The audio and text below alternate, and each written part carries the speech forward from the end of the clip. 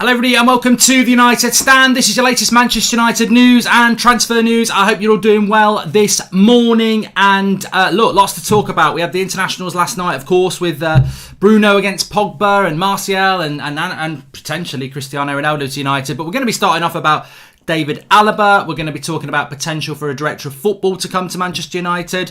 We're also going to be talking about Telles, a potential blow for Alex Telles. Not able, as I understand it, I've only seen it this morning, not able to play for Brazil last night. And what does that mean? There's talk of a positive second test for COVID.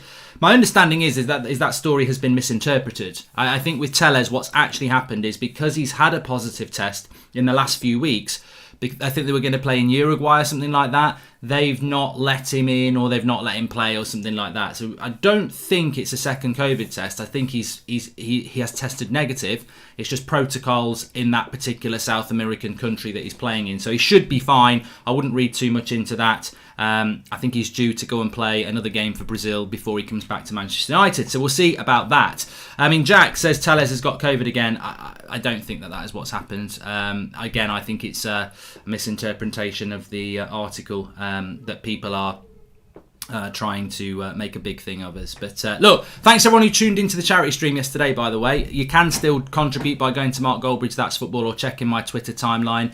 13,500 we're at the moment for an all-day stream, which is just fantastic. So absolutely amazing. But I am wearing, away from that, I am wearing the new United Stand Christmas jumper, as you can see. Merry Christmas, you bloody prats. If you want to get hold of one of these, the link is in the video description for you. We do ship worldwide, but get on it quick so that you can get yours if you're living in like Australia or America or somewhere like that. If you want it for the start of December. But look, let's get into this story about David Alaba. We were speaking on Friday night about David Cormo. Is it David Cormo? I can't remember what his bloody name was. Yeah, David Carmo of Braga and another player from Dortmund.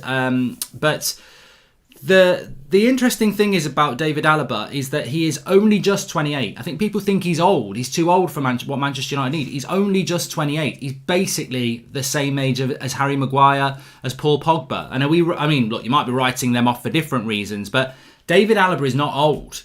David Alaba is one of the better centre-backs in world football, and he's also left-footed. He can also play left-back and centre defensive midfielder, but Manchester United need a left-footed centre-back, and I think he is par excellence. He is the number one target for Manchester United. It's highly likely that he's going to leave Bayern Munich. He's not signing a new contract. Tutto Sport this morning are talking about Juventus signing him up. There's talk of Liverpool making a move for him in January because they need a centre-back. Well, hello, get to the back of the queue, everybody. You've already got Van Dijk and you've already got De Ligt and Chiellini. You know, we've got Harry Maguire. We should be at the front of the queue for David Alaba and not be sitting back and letting Juventus or Liverpool take a player that we need. You know, if we want to be in the same conversations as Juventus and Liverpool, Juventus always winning the league in Italy, Liverpool winning the league in England, we need to go and get these types of players. And I like the fact, look, I'm very happy if we sign the lad from Braga, 21, left-footed, great. But here is a player, it's a bit like this story, it's a bit like Will Smith. Now, here is a story all about how we messed up buying David Alaba. But he is straight into the Manchester United side, ready, left-footed centre-back. Like, I know we want to buy players who are going to be ready, but when are we going to be ready? You know, a year ago, Ed Woodward, and we're going to talk about director of football because Mark Overmars has said something very, very interesting, which leads to maybe Van der Sar to United. But we hear about the future all the time. A year ago, Ed Woodward said, we're planning for the future, we're totally committed to Ollie. Literally 2 days ago, we're planning for the future, we're totally committed to Ollie. But the future is now. What's happened in the last year is we brought Bruno in and we got third place. We brought in an experienced player ready to come into the team and make a difference straight away, and he took us from nowhere to third. Apart from that, we've seen some quite negative football and certainly roller coaster football. We've not really seen a massive progression in the last year apart from third place in the Champions League, which was directly attributable to Bruno Fernandes's signing. So here we are. We need a centre-back. We need a left-sided centre-back. We've got a choice. The lad from Braga or try and get David Alaba. You get David Alaba, he goes straight into the team, and you expect, quite rightly, instant improvement. You bring the lad in from Portugal. Well, I can't think of a nickname for him yet. Cormari. So he's going to be on bench. He's going to be on the bench for 6 months, and then for the next year after that, we're going to have to put up with him, integrating himself into the team. So it's another year and a half of building for the future. David Alaba's a player for the now. 28, only just 28. Champions League winner, Bundesliga winner. Fantastic player, straight into the Manchester United side. This is the deal I think that we have got to start looking at. And I know that we are tentatively looking at it, and it's certainly possible, but I feel already that the big guns are coming in. It's like Man United timidly knocking on the door of David Alaba, and Liverpool turn up with a hamper, and Juventus just turn up and walk straight in. Oh, David, how are you doing? Kiss on each cheek, come to Juventus. United have got to be at the forefront of these types of deals. Juventus have been doing this for years. This is a player that is out of contract in the summer. There's no transfer fee. There's nil transfer fee. He is available in the summer, and Manchester United need a left-sided centre-back who's better than everything that we've got. Well, hello, he's there. Make him an offer he can't refuse. Get him into Manchester United. If he turns us down, which he probably will do, but to me, this comes down to the incompetence of Manchester United's board and a lack of director of football again, because Juventus do it all the time. They go and get players who are out of contract. Rabiot, Aaron Ramsey, there are others. Obviously, the Ronaldo deal, he wasn't out of contract, but they still got a very good deal. Fantastic. Liverpool are very good at negotiating. The only reason we're not going to buy David Alaba is because we're crap at negotiating. So that's what I'm trying to say. Because do not tell me that United or Ole Gunnar Solskjaer or any United fan is sat there going, yeah, he's not really the profile of centre-back that we want. He only plays for the best team in the world, and he's a left-footed left centre-back. But he's only 28. But he's not what we need, really. What we need is the untested potential talent from Braga in Portugal that nobody's really going in for. We don't need David Alaba. And I'll be very excited if we get the lad from Braga. It's a bit like what Arsenal have done with Gabriel. And, if we do that, we do that. But we definitely should be looking at the Alaba deal, because he is going to leave Bayern Munich he's already turned contracts down. So, and I think the thing I like about Alaba as well is that, why would you not stay at Bayern Munich? And I think it's because, he's won the Champions League there. They win the Bundesliga every year. He's probably the same as us. He probably just thinks, it's a bit of a pub league, isn't it? We're always going to win the Bundesliga. I want to challenge myself. I want to go to Italy, or I want to go to the Premier League. Get on that deal. Get on that deal and do it. And like Walker says, Juventus have won the league 7 times in a row. But to be honest, are Juventus not slightly in a pub league as well? They are so better than everybody else. And look, I've watched Serie A for years and years and years, and I do like it. But Juventus are just in a groove of being that bit better from everybody else, and they always win it. So I think this is a deal that Alaba's going to go. Juventus are there. Liverpool are there. I'm sure Pep will get involved as well. But Manchester United need to start doing these types of deals. We are crying out for more Bruno Fernandes characters. We are crying out for more leaders. This is a guy, and I don't know much about his personality, but I can pretty much tell his personality is quite elite when he's playing left-sided centre-back in a side that's winning Champions League. So, he's exactly what we need, and he's certainly something that we do not have in that team. We don't have experienced winners in our team anymore. We don't. And this is a player that comes in. And look, as I said, if we get the lad from Braga, fantastic, but you've got to look at the contrast. The lad from Braga comes in and he's looking up to Harry Maguire and Victor Lindelof. You bring Alaba in, they're looking up to him. And we need more characters to come into that team. It's why everyone last week is talking about Ronaldo, because we need those sort of players. Could we get both, says James Bracknell? Well, that would be great, but unlikely with Manchester United. Alaba is also good at set pieces as well, says Ants Jane, and he plays centre-back, left-back and right-back, even CDM. Get him, says Selman. Well, I don't really care about that. I just want him to play left centre-back, and we need a left-sided player. And Dripsy says, very true. We need the personalities in that team. You look at the bad results we've had this season, it always comes down to the same thing. You look at the squad we've got and you go, how? How are you not turning up for these types of games? It's a lack of leadership. It's a lack of winning mentality.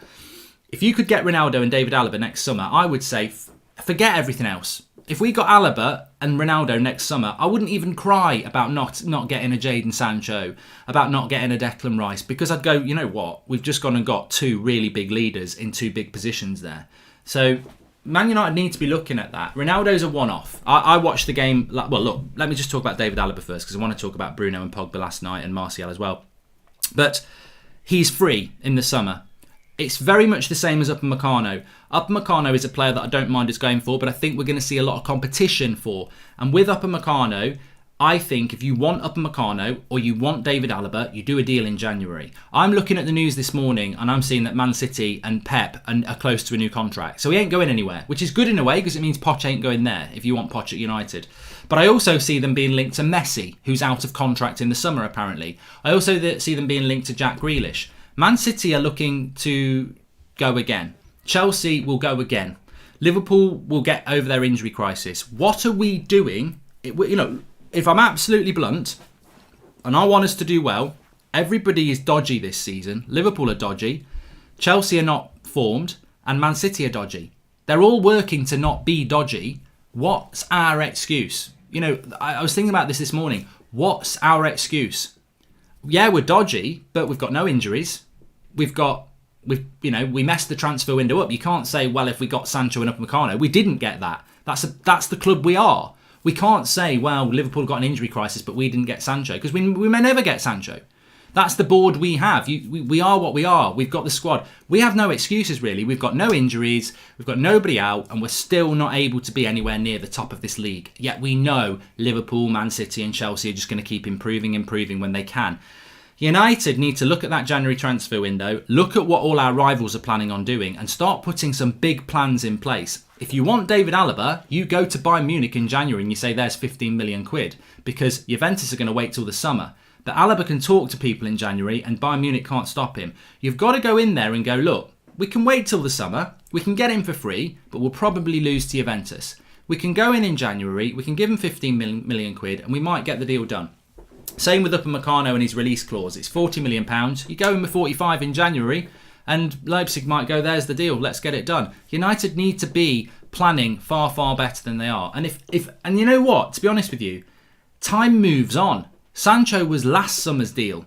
What we should have been doing next summer is something else. I feel that what United will probably do is next to nothing in January, and next summer it'll be another Jadon Sancho saga, when he should have already been at the club for a year and we should have been moving forward. We're always behind our rivals because we don't operate efficiently.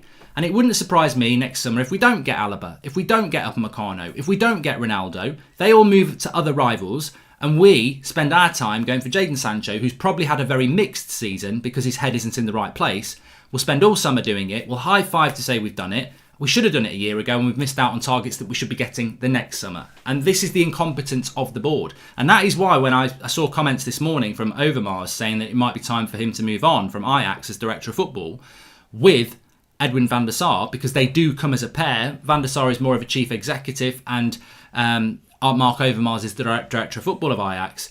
I think, well, you know what? I would love to get those two people in because this is exactly why we fail. We fail in the boardroom. We fail in the negotiations. But of course, there is no way Ed Woodward is going to want to bring two people in to undermine his job and expose how bad he is at his job.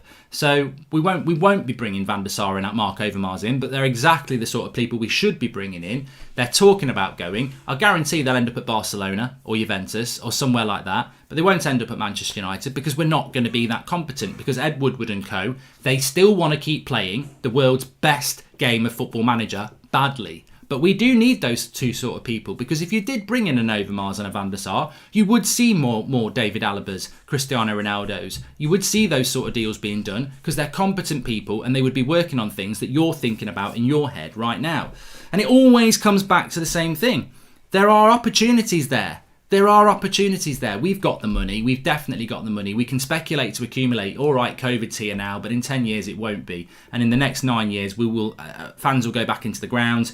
Revenues will increase. We'll be putting 3 or 4 kits out every half year. We'll be making bloody loads of money. So they can speculate to accumulate, but they don't. They want to speculate to accumulate themselves, which is why the dividends are being paid in January to the Glazers again. The incompetence of this board feeds into the failure of Manchester United. Yeah, Ollie might not be a great coach, may be the right coach, may not be the right coach, but ultimately what goes on above him feeds down. And there are opportunities. You know, we need a left-sided centre-back, we need a top-quality striker, we need a top-quality right-winger, and we definitely need a top-quality CDM.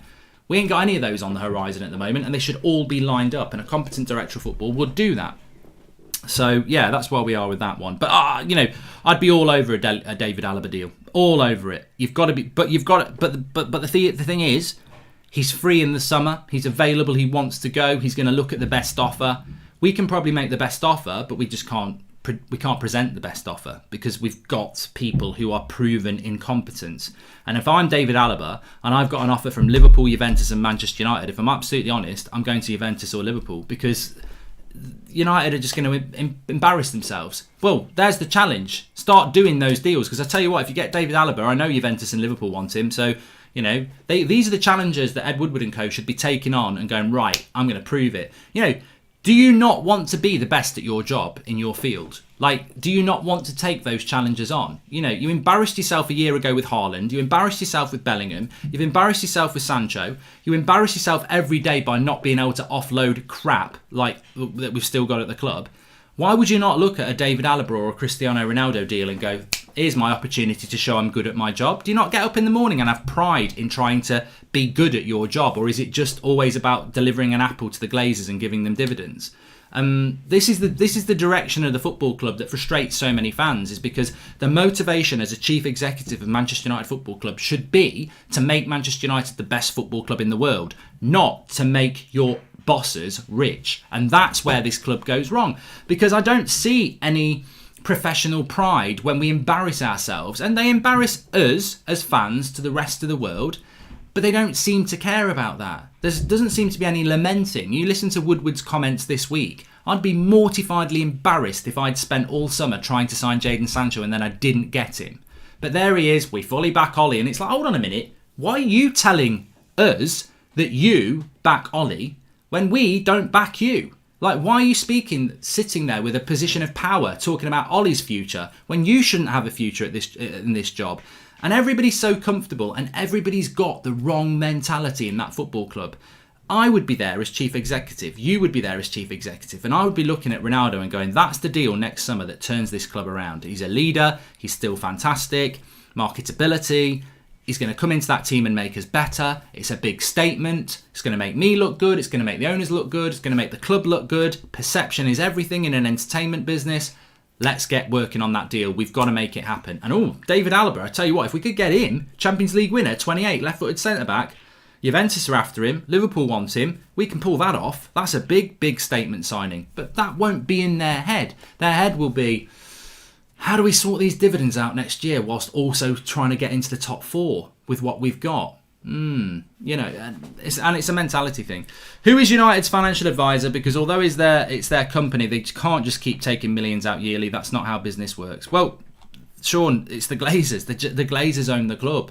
The Glazers own the club. Their financial advisor is the strategy of Manchester United from day one was to buy a business that you don't really care about that can make a lot of money. You buy it on debt, you never pay the debt off, and you take money out. It wasn't. What people need to understand, and most people do, is that the Glazers are not Manchester United fans. They're brilliant businessmen. They bought something that they saw was going to make a lot of money for years to come. They bought it on debt, and they take profit out of the business. They are very rich off a business they really don't care about. They probably don't even care about football that much. It would be like me buying a Russian... What sport do they play in Russia? I don't know. That I don't watch. I don't know. Russian hurling team. No, what's that thing they do where they brush the ice? They do it in Scotland a bit, and they bowl it down. It's like bowling on ice, not dancing on ice. Anyway, I buy that because I can see it's going to make a lot of money in Russia. I've got no interest in it. Oh, you won today. Yay. You lost today. What are the profit margins like? That's what the Glazers did. Their interest in Manchester United and football was totally about profit. That's the issue. Man City's owners bought Man City because they want Man City to be the best football club in the world. Abramovich bought Chelsea because he wants them to be the best football club in the world. The Glazers bought Manchester United because they want to make money out of Manchester United. That's not... that's just what it is. That's not critical of that. It should never have been allowed by the people who sold Manchester United in the Premier League. In some ways, you can't blame the Glazers. It's a bloody brilliant business deal. Unfortunately, we're the victims of it. Anyway, but it is called curling. It's called curling, not hurling. Thank you. I was one letter away. one letter away. Please smash a like on the video, by the way. Good to be doing a live show. But let's move on a little bit. So I watched the game last night, France versus Portugal. I'm going to be watching England versus Belgium tonight. We have got a United Stand show. It's not at 8 o'clock. It's going to be at 7 o'clock because obviously I'm going to watch England versus Belgium tonight. After that at 8 o'clock. Probably do a watch along on That's Football, but we're live here at 7 o'clock. The Telles COVID thing, quick clips. It's not true in the sense that there isn't a true story because it's all over the place because it's coming from South America. Now, I read it, not how it's been put out by some people online. I read it that there was a bit of an issue with Telles because the country they were in has an issue with people who've had a positive test in the last few weeks. But Telles hasn't got it again. He's had negative tests. And he's having another test today to see if he can go and play again for Brazil or something like that. But it's not that he hasn't got it again. It's all to do with the fact that he had it. And the protocols in this country in South America that they were in is that if you've had a positive test in the last few weeks, they won't let you do something. So he's not got COVID again and he's not ill again. There's just something going on there. And Ryan Phillips said he played last night. So yeah, I don't know what it is, but it's been blown out of proportion, and I expect him to play against West Brom next week, is what I'm saying at this moment in time. There's a bit of a drama about he's got COVID again. I mean, that is not the case. It's something to do with him having it before and the protocols there. Anyway, international break. France, Portugal last night. I'm sure many of you watched it. The one positive I would take away from it is that I don't think Portugal played particularly well. I think France deserved to win, and they did win 1-0. But Ronaldo, come on. I mean, if anybody's thinking don't buy Ronaldo because he's 36 next February, I mean, he was, to me, he just looks 28. He doesn't look 36. And I'm not talking about his face. I'm talking about his physique, his speed, his agility. I mean, he should have scored 2 headers, and he was jumping up against people like Varane and Kimpembe. Fantastic. He just looks sharp and on his game. And I think if he came to Manchester United, he would score. He'd be top scorer in the league for the next 2 years. So yes, and I watch Ronaldo in Serie A, but it's a little bit different in Serie A because it's a little bit slower. But I really did watch Ronaldo properly last night, and I was like, how could anybody not want him? He would be our best player. He would. That's the thing. It's not like, who plays Martial or Cavani or Rashford. He would be our best player, regardless of age, for the next 2 years. And United should do that deal if they can do it. Pogba looked a little bit better. Funny with Pogba, because I tweeted it last night as well. There are United fans out there who live so far up Pogba's arse that they think he's a centre attacking midfielder. And they think when he goes on French international duty, he plays as a centre attacking midfielder. And they have this theory that Paul Pogba's best position is as a centre attacking midfielder, and that at Manchester United he is being suppressed and abused by playing as a deep lying midfielder. Now, for France, he predominantly plays as a deep lying midfielder next to Kante, and this is where he played last night. And I was watching the game and I was like, this is hilarious, because we keep hearing that Paul Pogba can't play as a deep lying midfielder. Oh, he's no good there. He can't play that role. At the moment, we are basically playing with two deep line midfielders. We are playing with McTominay and Fred. And yesterday, for however many times they've done this, he played in exactly that position with Kante. Pogba plays as a deep line midfielder with France. This myth that we need to set him free, well, France don't set him free. And United don't set him free. So where does this theory that he needs to be set free come from? Have you been watching him go and play five-a-side on a Wednesday night somewhere? Because he's not been set free for years. He very rarely plays in a more advanced position. So I thought Paul Pogba played quite well last night in a deep line midfield role. I think Paul Pogba has played that role quite well for Manchester United before the start of this season, when we got top 4.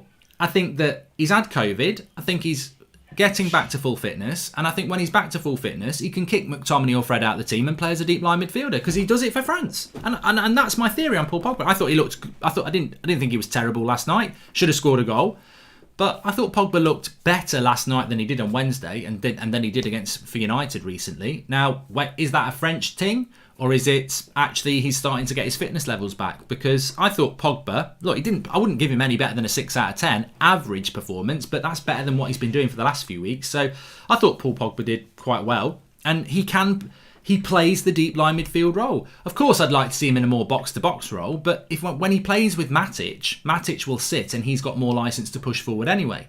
But I just think this whole Paul Pogba can't play as a deep line midfielder is because he's not bloody fit at the moment. And I think he will start to get back in the team.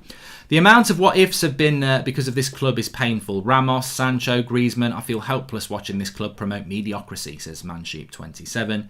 And our midfield should be Fred and Pogba or Van der Beek, says Charlie Hart. And we need Ronaldo as a leader and a best friend player, says Kennex. Pogba's too lazy for United, only tries for France, says Angel.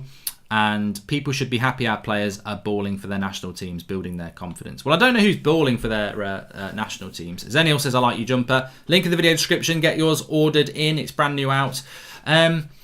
So Bruno did not have a very good game. Quite quiet. I mean, he gave the ball away a couple of times. Ricky would jump on that. Of course he would. But it just wasn't a good game for Bruno. I mean, I thought Bernardo Silva and João Felix were lively, and Ronaldo was lively in the first half, although he drifted a lot in the second half. But Bruno just couldn't get into the game, and I don't know why that was. I mean, to be honest with you, I'm a massive Bruno fan. I don't think he played that well last night. Not that he played badly. I don't think he was like a terrible performance. I just couldn't really seem to get in the game, and I don't know that's... I mean, maybe... Look, I look at Portugal and I thought, hold on a minute. Ronaldo, Bernardo Silva, João Felix and Bruno Fernandes. There's a bit of an issue there. There's quite a few creative players there. You know, I wouldn't like to see Bernardo Silva, João Felix, and Bruno Fernandes all starting in the same team. They don't complement each other enough. I think they're all quite, without being directly similar, they're similar types. So I think maybe that was the issue, because Bruno had a quiet game yesterday. He was all right. But yeah, I wouldn't give him anything better than a 5 or 6 from Bruno yesterday. And then Sean Negative Turner says, I can't see Ronaldo coming back to us. I think it's more likely him going back to Sporting or America. Also, we need to set Pogba free to another team. Pogba outclassed Bruno, says Jay Lindo. Well, that's a very good line from you. I would have 2 points on that. One, they were not really in the same area of the pitch, so there was no outclassing. And 2, I would much rather they did it in a Manchester United shirt and Bruno Fernandes does. So I couldn't give a shit if Paul Pogba outclassed Bruno Fernandes in a France-Portugal game, because Bruno Fernandes consistently outclasses Paul Pogba in a Manchester United shirt, and that's the only thing I'm bothered about. And it's not about being Bruno versus Pogba, because I want them both to play, and I think they both can play. But I will sit down any idiot who has a go at Bruno to stick up for Paul Pogba on a United channel, because that's our priority. And Pogba over 4 years has been abysmal compared to what Bruno Fernandes has done consistently over 9 months. So you can take your French Paul Pogba bullshit and jog on and start singing the French national anthem, because all I'm bothered about is what happens in a United shirt, and that's all you should be bothered about. And I think we all agree we need to get a fully fit Paul Pogba back in the United team playing with Bruno Fernandes, because that will make Manchester United better. Because Bruno Fernandes is the best player in our team, he's the biggest leader in our team, and without him, we'd be in the Europa League with Arsenal. And that's a fact, isn't it?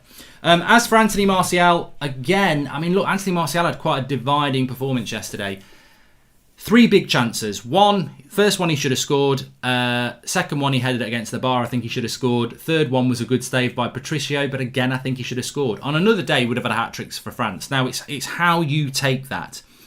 I'm a big fan of Martial. I personally think, a bit like Bruno yesterday, he didn't have a good game. Some people would say he looked sharp, he was getting in the right positions, and I would take that as positive as well. But he should have scored a couple yesterday. He didn't score. But look, he got in the right positions. And look, I think the most important thing for Martial yesterday is he's not played a lot of games. I think he's in a similar-ish situation to Pogba, where fitness has been a bit of an issue for Martial. So playing for France in a tough tie yesterday, because Portugal have got good defenders. He showed good movement, sharpness. He just needs to finish. And as we know with Martial, there won't be a long-term issue with his finishing. And as Manera says, Patricio did make terrific save, let's be honest. Yeah, I would forgive him missing probably 1, maybe 2, but he should have scored at least 1 yesterday, and he didn't. And as a striker, you would want that. You would want that to happen, definitely. Tanner says, stop using Bruno to bash Pogba. They're both Man United players. I actually didn't, mate. I was coming back at somebody who was trying to use Pogba to bash Bruno. I am a big fan of Paul Pogba. He's clearly not fit. I've been saying it all season.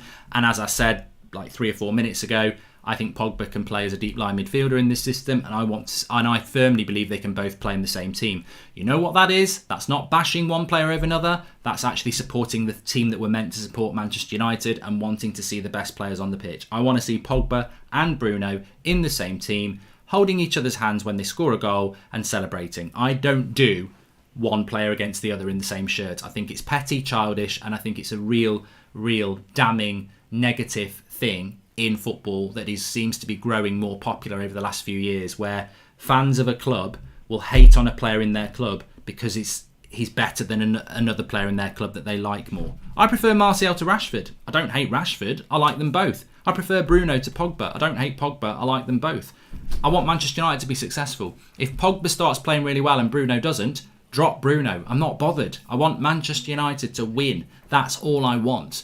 I don't do player versus player bullshit. I think it's really ridiculous, and I think it's a real stain on the game, but it is something that's growing. If Pogba and Bruno play together, there is huge pressure on the CDM. We need to get Rice to play them together, says Mark Gould. I don't know. I don't know, Mark. I mean, just on that point, I think people think you can't play Bruno, Pogba and Matic anymore because we started the season with that and it didn't work. But none of them were fit. Like, none of them were fit. And literally at the end of last season we played them and we went from nowhere to third. We can do it. I just don't think Pogba's fit enough to do it at the moment, and there is a bit of an issue about Matic, which I'm not sure what it is, because there's no way Fred and McTominay should be starting ahead of Matic. He's the best CDM we've got. So maybe Matic is something that we need to look at and go, what's wrong with Matic? Because he's retired from Serbian international duty. You'd expect him to be a little bit fitter and sharper, but you never know with Matic. Maybe he's carrying something. I don't know. Right, from now on, you shouldn't even acknowledge the whole Pogba-Bruno thing. It plays into the hands. Yeah, I'm not going to, Nathan. Thank you very much. I think for Pogba to do well, he needs to be able to roam free. We need a really good CDM for him to perform. Look at his best performances. It was when he was covered by Matic and Herrera, says Matthew. Well, no, I disagree with that, Matthew, but although I think you're right to a certain extent. A free role is not what Paul Pogba should have, because a midfielder should never have a free role. I don't think Bruno Fernandes has got a free role as the attacking midfielder. He's still got to press. He's still got to try and keep the shape. As Ollie said, he sometimes wanders out the shape. Pogba is a box-to-box player. I think what you mean is that he doesn't need to be the player shielding the back four. He's got to be able to get into the attack, and I agree with that. But you're right. When Ollie first came in the club, Matic was there. Pogba had a freer role. In the summer, Matic was there. Pogba had a freer role. I'd agree with that. But one thing I love about Paul Pogba is his ability to pick the ball up in a deeper role and hit a 40-yard pass into the feet of Rashford and Martial, and you're away. And he's the only player who can do that. Is it 12 games since Martial last scored in the Prem, says Robert McCormack? I don't know. Morning, Mark. Love the show. Just read this in the news this morning. Tellez just tested for positive for COVID. Williams or Twansby might be our left back. Fabian, but where are you reading that from? Where are you reading that from? Because that is not the story that I've been told. So, I wouldn't worry about the Tellez thing, is what I'm saying. He played for Brazil last night. He's recently had COVID. He hasn't got COVID again. That's not what they're saying. They're saying that there might be an issue with the test, or it's because he's tested positive in the past that something's going on. There is no expectation that he's got COVID again, or that he won't be playing against West Brom. Most of it is misinterpretation of a foreign outlet. So I wouldn't even worry about it. Lindelof's been balling for Sweden. I don't know. I know that they won. And play Spider-Man or Outlast, says Tom Jordan. Yeah, I'm never playing that Outlast again. That's how I finished my stream at midnight last night. Bloody hell. That terrified me. Bloody terrified me. You can watch the stream back at Mark Goldbridge, That's Football. Among Us was a good laugh. We had Flex, Strawty, Beth. Xander was playing. It was a good old laugh, that was. So enjoyed that. Always good when someone walks through and shines the light on your face. Look, you can get your jumpers. Thank you again. Can you stop doing it? Bloody hell. That's twice. I'm tired this morning, as people will know. I was streaming all day yesterday, so it doesn't take much. Thanks everyone for watching. We're back live at 7 o'clock tonight. Smash a like on the video, subscribe if you're new. Lots to get in. I think Alaba's the player to go for. And remember, you can get yours if you want. The novelty Christmas jumper of 2020 is now out. Link in the video description. Ships worldwide. And I'll see you at 7 o'clock. Thanks for watching.